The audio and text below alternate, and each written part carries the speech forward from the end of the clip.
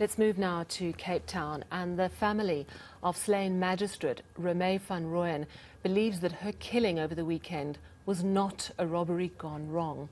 50-year-old Van Rooyen was found dead in her home on Saturday. Her car was stolen, later found in Mitchell's Plain. Police Minister Bheki Cele today visited her family. He says the case will now be investigated by the Hawks. eNCA's Nobesuthu Hejana is covering the story for us and joins us from our Cape Town studio. Nobesuthu, this is just a very sad story, but it's interesting that the family of Romay van Rooyen are saying this is not just a crime of robbery gone wrong. There's something more. What have they told you?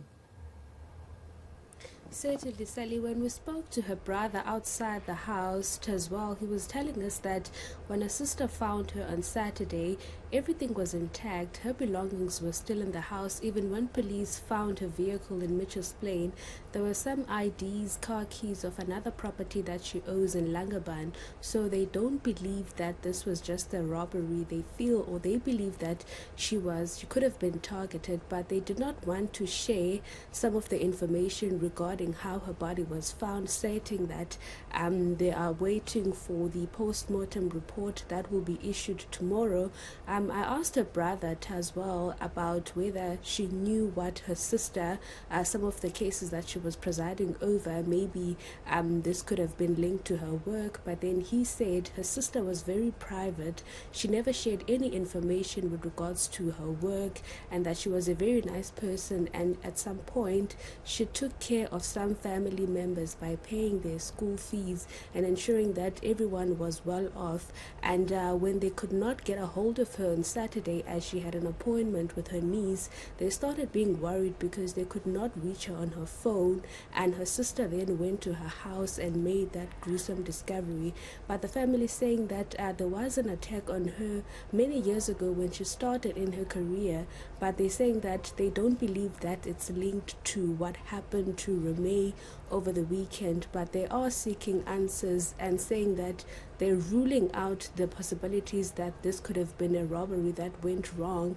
But at this stage, they're also saying that there will be a memorial service that will be held next week Tuesday at the Mitchell's Plain Magistrates Court. But we spoke to the brother outside the house, and this is what he had to say as the stance that the family is taking in terms of them saying that this can't just be a robbery. I'm no detective and no sergeant. I don't work for the SAPS, but my logic says this can't have been a robbery because all the valuables are all there. They just needed a getaway vehicle, which they took a car. And when they found the car, the ID was there and the house keys of the other house in Vredenburg, in Langaban. So nothing was taken there in Langaban also. Yeah, and it certainly deserves a very thorough investigation, as does every murder crime. The police minister was visiting the family today, and he was explaining how it's escalated to the Hawks, something that he's very pleased about.